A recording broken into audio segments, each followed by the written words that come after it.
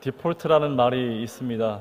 주로 이 컴퓨터 분야에서 자주 사용하는 단어인데, 기계 안에는 이미 설정되어진 그 기본값이 있다는 것입니다. 최근에 제가 핸드폰을 고장나서 초기화를 한 적이 있는데, 그 물건에 오류가 있거나 기계에 어떤 문제가 발생했을 때에 이 초기화 버튼을 누르기 시작하면 이미 설정되어진 그 기본값이 자동으로 실행하면서 새롭게 시작할 수 있다라는 말입니다. 우리는 최근에 이 믿음이란 무엇인가에 대해서 함께 말씀을 나누었습니다. 사도 바울이 우리에게 말합니다. 로마서 10장 10절에 사람은 마음으로 믿고 그것이 의에 이르며 입으로 시인했을 때에 구원이 이른다라고 말했습니다. 마음으로 믿어야 합니다. 그런데 그 마음에 믿는 그 시작이 바로 듣는 거라고 제가 말씀을 드렸습니다. 여러분, 들리는 것과 듣는 것은 다른 것입니다. 지금 제 목소리가 들릴 텐데 그렇게 들리는 것 말고 listen carefully, 제가 듣는 거예요. 세상의 소리가 아니라 하나님의 음성을 듣겠다라는 그 의지를 가지고 말씀을 들었을 때, 근데 그 말씀이 내 마음으로 믿어지고 이것을 내 입술로 고백했을 때, 그때 그 사람에게 영원한 하나님의 구원이 이른다라고 말씀을 드렸습니다. 여기에서 입으로 시인하여 이것을 우리는 기도한다라고 말합니다. 그런데 우리가 오랜 시간 동안 신앙생활을 해오면서도 이 기도에 대해서 제대로 배운 적이 없고 또 알아도 잘못 구하기 때문에 우리가 제대로 이 기도에 대해서 모른다라는 거예요. 그래서 오늘은 우리에게 절실하게 기도에 대한 디폴트, 중요한 것을 다시 한번 말씀을 드리고 싶습니다. 그래서 오늘 그리고 다음 주 이 두 번을 통해서 이미 예수님이 2000년 전에 우리에게 설정해 놓으신 이 기도의 디폴트, 이 주기도문을 통하여서 우리가 그 은혜를 함께 나누었으면 좋겠는데, 특별히 최근에 교회를 첫발 내디은 그 새가족 청년들에게, 혹은 내가 지금 절실하게 기도가 필요한 분들에게 더 큰 은혜가 있기를 바랍니다. 먼저 이 주기도문은 예수님께서 딱 두 번 말씀하셨습니다. 그 첫 번째가 누가복음입니다. 예수님이 먼저가 아니라 제자들이 먼저 예수님께 찾아가서 부탁을 합니다. 선생님이요, 우리에게 기도를 알려주십시오. 그때 말씀하신 것이 바로 주기도문입니다. 그리고 오늘 우리가 읽었던 이 마태복음, 우리가 흔히 이 산상순이란 말하죠. 높은 산에 올라가서 수많은 사람들에게 기도를 가르치시는데, 너희는 이렇게 기도해라, 하늘에 계신 우리 아버지여, 이렇게 말씀하시면 되는데, 특별히 오늘 이 마태복음에서는 이렇게 기도하지 말아라, 일종의 이 기도의 머릿말이라 얘기할까요? 이 프롤로그를 통하여서 보다 깊은 기도에 대한 이야기를 지금 우리에게 전하고 있다라는 거예요. 그래서 오늘은 이렇게 기도하지 말아라, 그 실패 수기를 통하여 나의 기도의 신앙생활을 한번 점검해보고, 다음 주에는 그 반대로 이렇게 기도해라, 그 성공 수기를 통하여서 올바른 기도의 방법을 찾아 나갔으면 좋겠습니다. 오늘은 이렇게 기도하지 마라입니다. 그 첫 번째가 5절입니다. 또 너희는 기도할 때에 외식하는 자와 같이 하지 말라. 그들은 사람에게 보이려고 회당과 큰 거리 어귀에 서서 기도하기를 좋아하느니라.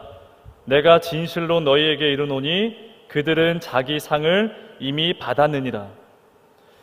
예수님이 이렇게 기도하지 말아라, 그 첫 번째가 외식하는 자들처럼 기도하지 말라고 말씀하십니다. 이 외식하는 자는 세번역 성경에서는 위선자라고 말합니다. 많이 들어보셨죠? 겉과 속이 다른 사람입니다. 사람들 앞에서의 모습과 내 내면의 모습이 천지차이입니다. 문제는 그런 위선자들을 우리가 우리의 눈으로 알아챌 수가 없다라는 거예요. 그런데 그 당시에 바리새인이 그렇습니다. 이 바리새인들은 밥을 먹는 것보다 기도하는 것을 더 많이 했습니다. 하루에 2끼 밥을 먹는데 기도는 아침, 점심, 저녁으로 규칙적인 경건의 생활을 해왔던 자들입니다. 그래서 그들을 바라보며 주변은 참 거룩하구나, 참 경건한 삶을 살아가는구나, 그렇게 살아가고 있는 줄 알았는데, 지금 주님이 면전에 그들에게 뭐라고 말씀하시냐면, 그들의 신앙을 파고 들어가 보면 그들은 지금 연기를 하고 있다는 거예요. 기도는 하나님께 드리는 것이지 사람에게 보여주려고 기도하는 것이 아니다라고 지금 말씀하고 있습니다. 그래서 여러분, 이 위선자가 헬라어로 그 뜻이 영국 배우입니다. 여러분, 영화를 볼 때 그 배우들이 그 모습이 진짜일까요? 아니요. 그들은 사람들에게 보여주기 위해서 훈련되어진 몸짓과 행동과 말을 하고 있는 겁니다. 그런데 여러분, 거짓말도 계속하면 능숙해집니다. 여러분, 연기도 하다 보면 는다라는 거예요. 그러다가 나중에는 내 자신을 위해서도 연기하는 모습을 보게 됩니다. 내가 나인지 내가 누군지 모르고 그렇게 연기하며 살아가는 사람들이 요즘에 참 많이 있다라는 거예요. 그런데 기도가 그렇습니다. 6절에 보시면 예수님이 이 사람들을 위해서 기도하는 그들에게 뭐라고 말씀하시냐면, 너희들은 기도할 때에 골방에 들어가서 문을 닫고 은밀히 계시는 그 하나님께 기도하라고 지금 말씀하고 있습니다. 골방에 들어가, 그러니까 아무도 없는 곳에 가서 하나님을 직접 만나야 한다라고 지금 말씀하고 있는 거예요. 여러분, 지금 이 구절이 굉장히 민망하고 낯뜨거운 표현입니다. 나이도 많고 엘리트라 불려지는 그 종교 지도자들에게 지금 주님이 마치 유치원의 어린아이들처럼 그들에게 이렇게 지금 달래고 말하고 있는 거예요. 사람이 말을 할 때는 그 사람의 얼굴을 보고 하는 거란다. 지호야, 아빠랑 말할 때는 눈을 봐야지. 지원아, 빨간불일 때는 멈추고 초록불일 때 손 들고 걸어가야 되는 거야. 그렇게 달래듯이 감싸면서 지금 고학력자들을 불러두고선 지금 말하고 있는 거예요. 기도라는 것은 하나님께 드리는 거라는 거예요. 직접 얼굴 보면서 고백해야 하는 것이 지금 기도라고 그들에게 말하고 있습니다. 그리고 이어서 하시는 말씀이 7절입니다. 또 기도할 때에 이방인과 같이 중언부언하지 말라. 그들은 말이 많이 하여야 들으실 줄 생각하느니라. 그리고 두 번째 하시는 말씀이 기도할 때에 이방인들처럼 중언부언하지 말라고 말씀하십니다. 이 중언부언은 같은 말을 계속해서 되풀이하는 거예요. 보통 왜 술을 드신 분들이 계속해서 했던 말을 또 되풀이하면서 말하고 있지 않겠습니까? 그렇게 지금 기도하지 말라고 말합니다. 제가 이번에 이 주기도문에 대한 설교를 준비하면서 이와 관련된 책을 많이 읽었는데 여기서 좀 재밌는 표현을 하시더라고요. 이 주기도문에서 이 가운데에 기도를 빼면 단어가 주문이 된다는 겁니다. 그러니까 올바른 기도를 하지 않는 그 기도는 마치 우리가 마술의 그 주문을 외우듯이 그렇게 기도한다라고 책에 설명하고 있더라고요. 이를테면 서양에서 아브라카타브라 내가 원하는 대로 될지어다 라고 말하는 것처럼, 아니면 우리나라 말처럼 수리수리 마수리 얍 하면서 그렇게 주문을 외우듯이 그렇게 지금 우리가 기도하고 있다라는 거예요. 주님이 이런 기도하지 말라고 말씀하십니다. 왜냐? 목적이 잘못되었기 때문에 그렇습니다. 이 잠언에서도 이 거머리에게 두 딸이 있는데 계속해서 그 두 딸은 다오 다오 다오 그렇게 한다라는 거예요. 하나님 그렇게 기도하지 말라고 말씀하십니다. 저는 이 말씀을 묵상하면서 어떤 상상을 하게 되냐면, 여러분, 이 주문과 이 기도의 큰 차이가 무엇일까요? 기도를 하는데 이것이 왜 주문같이 우리는 기도한다고 생각을 할까? 그 큰 차이가 무엇이 되겠습니까? 주문은 한 글자라도 틀리면 안 됩니다. 우리가 아라비안 나이트, 그러니까 알리바바의 40인의 도덕, 거기에 그 만화인가요? 야화를 보게 되면 거기서 금은보화가 들어있는 그 동굴 안에 문이 있습니다. 이때 이 문에 주문을 외워야 합니다. 근데 정확하게 말해야 합니다. 열려라, 참게. 이게 열려라 뭐 들깨, 열려라 소금 이러면 열리지 않습니다. 내가 주인이라 할지라도 정확하게 그 주문을 말하지 않으면 열리지 않습니다. 그런데 기도는 다릅니다. 하나님의 자녀가 말하는 그 기도를 도둑이 그대로 한다고 해서 그것이 같은 기도가 될 수 없다라는 거예요. 제가 길을 가고 있는데 어떤 한 아이가 저에게 무리한 부탁을 합니다. 제가 그러면 고민을 하겠죠. 아니, 들어줄 일이 없습니다. 웬만해서는. 하지만 우리 자녀가 저에게 무리한 부탁을 하면 일단 들어줘 보고서는 생각을 하겠죠. 그러니 기도는 그 내용이 중요한 것이 아니라 하나님과 내가 어떤 관계에 놓여 있느냐, 이것이 더 중요하다라고 지금 주님이 우리에게 말하고 있습니다. 그럼에도 계속해서 우리는 이 기도를, 이 채권자가 채무자에게 빌린 돈이 있습니다. 그걸 꽤 달라고 그렇게 요구하듯이 우린 지금 기도하고 있다라는 거예요. 한 예로, 한때 교회에서 자주 목사님들이 가르쳤던 기도가 있습니다. 아마도 지금 이 예배 드리는 분들 중에 30대 이상은 좀 공감을 하실 것 같습니다. 배우자를 기도하는데 어떻게 하라고요? 아주 구체적으로 기도하라고 말씀을 하셨습니다.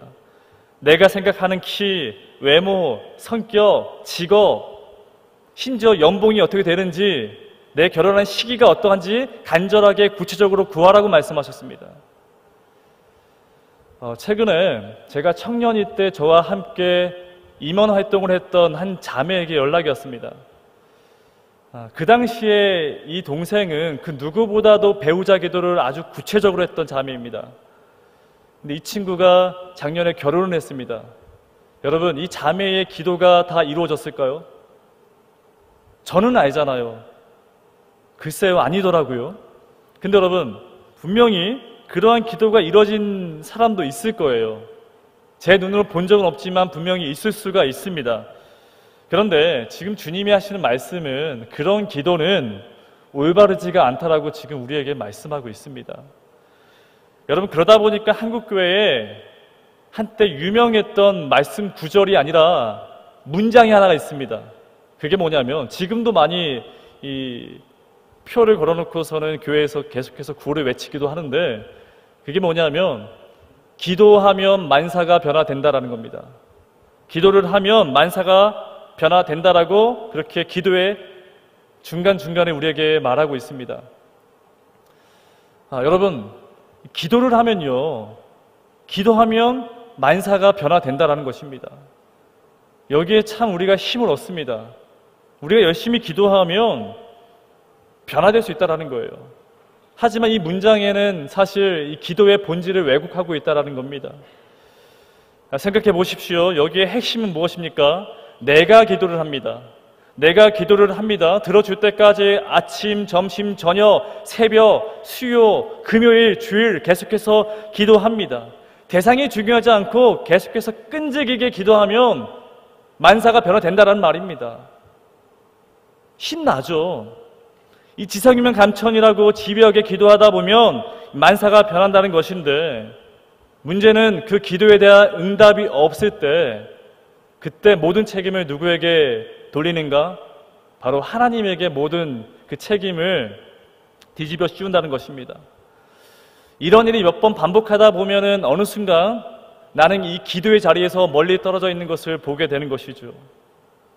그렇게 지금 예배드리고 있는 여러분들에게 지금 주님이 우리에게 말씀하시고 있는 겁니다. 너무 중요한 말씀인데요. 8절입니다. 우리 시간 화면을 보면서 다 함께 크게 봉독하도록 하겠습니다. 시작. 그러므로 그들을 본받지 말라. 구하기 전에 너희에게 있어야 할 것을 하나님 너희 아버지께서 아시느니라. 저는 이 말씀의 구절을 처음 읽었을 때 제 눈을 의심했습니다. 구하기도 전에, 우리가 기도하기 전에 이미 하나님이 우리의 모든 원하는 것을 알고 있다라고 말씀하십니다. 그러면 좀 분명해지는 거 아니겠습니까? 우리가 꼼꼼하게 기도하지 않아도, 아침, 점심, 저녁으로 기도하지 않아도 이미 하나님은 우리의 필요한 것을 알고 있다는 사실입니다.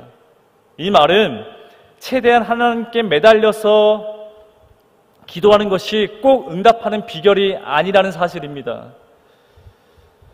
그런데 이 말씀에 그 표현이 조금은 독특하게 말씀을 하셨는데 우리에게 있어야 할 것을 아신다라고 말씀하십니다. 그 어떤 누구보다 우리에게 필요한 것이 무엇인지를 지금 주님이 알고 있다라고 말씀하고 있습니다. 여러분, 내가 원하는 것이 아니라 나에게 필요한 것, 내가 갖고 싶은 것이 아니라 나에게 가장 지금 필요한 것을 주님이 알고 있다라고 말씀하십니다. 저는 이 말씀 구절이 꼭 우리 부모님들이 하시는 말씀 같더라고요. 여러분, 우리 부모님은요, 멀리 떨어져 있어도 여러분들이 어떤 물건을 갖고 싶은지는 모르겠지만 지금 어떤 것이 가장 필요한지를 알고 있는 게 바로 부모입니다. 지금 그것처럼 지금 주님이 우리에게 말씀하고 있는 거예요. 여러분, 그러면 어떻게 하겠습니까? 들어야죠. 나에게 가장 필요한 것이 무엇인지를 알고 있다라고 말씀하시니 우린 지금 그것을 들어야 합니다. 그런데 어떻게 들어야겠습니까? 그 하나님의 음성을 어떻게 들을 수 있을까요? 여러분, 우리 청년부에서는 매일마다 말씀을 묵상할 수 있도록 큐티책을 만들어내고 있습니다. 매일매일 그 말씀을 읽으면서 나에게 하시는 말씀을 듣는 거예요. 그리고 또 하나, 여러분, 우리가 기도를 할 때에 보통 이런 말 많이 하죠. 인격적인 만남을 가졌다라고 우리는 고백을 합니다. 여러분, 인격적인 것은 이런 거예요. 동등한 입장에서 사람과 사람이 감정을 가지고 대화를 나눌 때, 그럴 때 우리가 인격적인 만남을 가졌다라고 말합니다. 그런데 우리의 기도를 보십시오. 처음부터 끝까지 계속해서 요구를 합니다. 우리가 가지고 싶은 것이 있는데 그 필요를 채우기 위한 수단으로 그렇게 기도를 할 뿐 인격적인 만남으로 기도하지 않는다라는 거예요. 그러나 여러분, 하나님은 그러한 분이 아니십니다. 그 어떤 신들보다도 인격적인 분이십니다.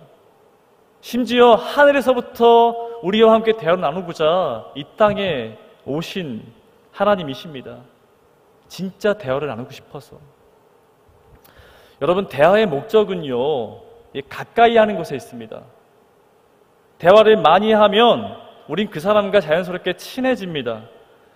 아무리 말수가 적은 사람도, 이 표현이 서툰 사람도 사랑하는 사람이 생기면 말이 많아지고, 와, 내가 알고 있던 사람이 맞는가 할 정도로 굉장히 다른 모습으로 말을 하고 있는 그런 모습을 우리가 보게 되죠.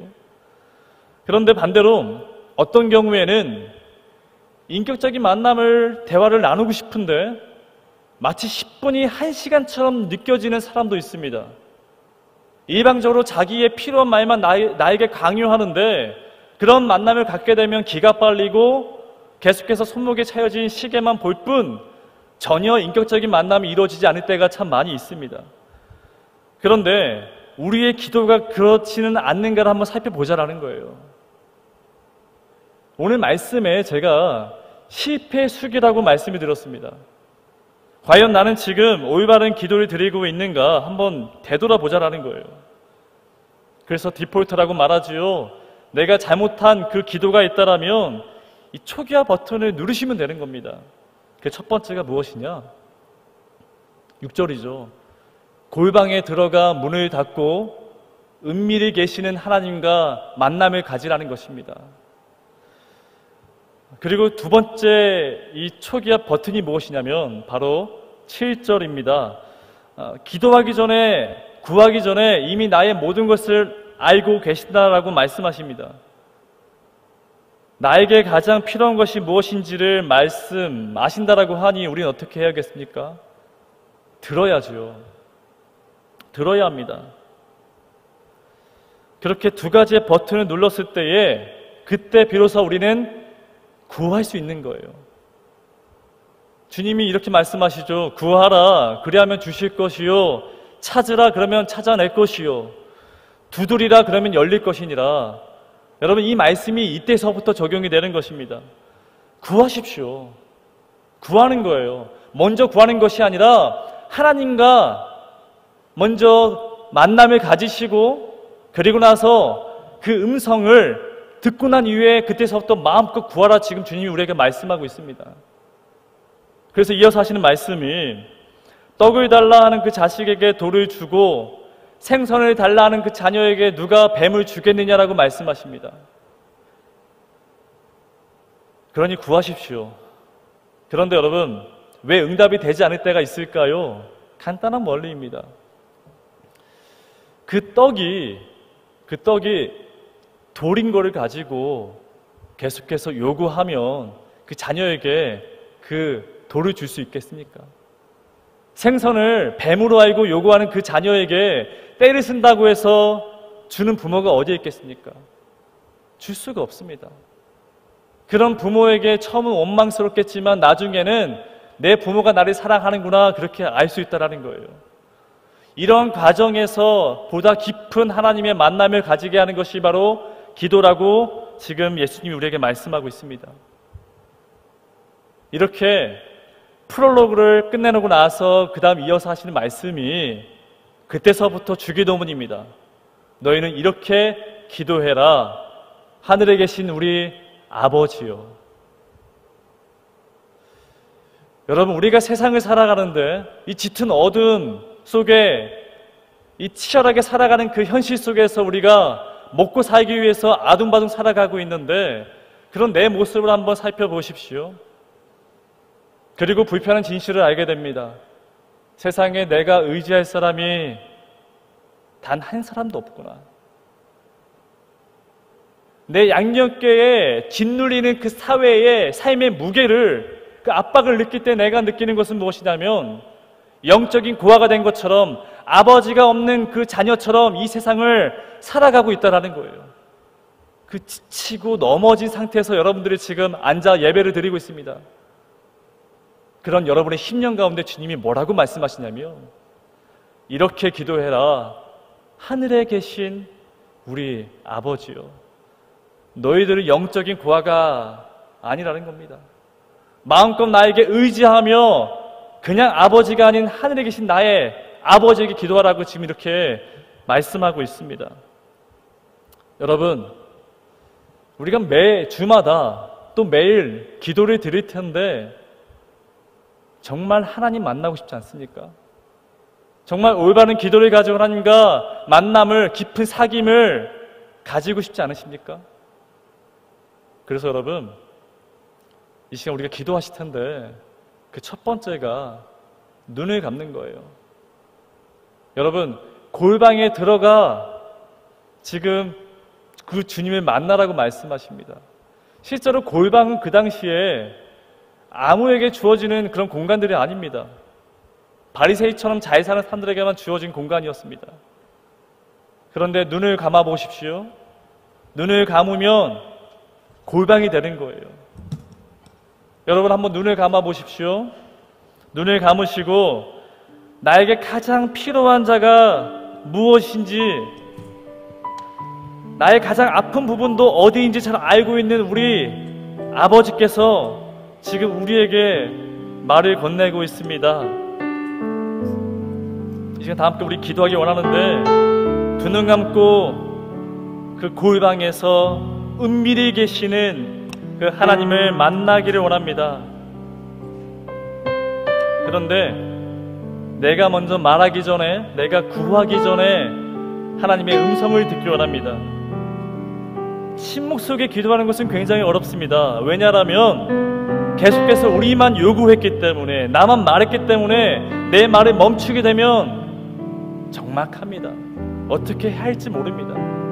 하지만 이 시간 눈을 감고 나의 모든 것을 아시는 주님, 나의 가장 깊은 아픔도 아시는 그 주님 앞에 눈을 감고 그 주의 음성을 이 시간 침묵으로 기도하며 나아가길 원합니다. 기도하시겠습니다.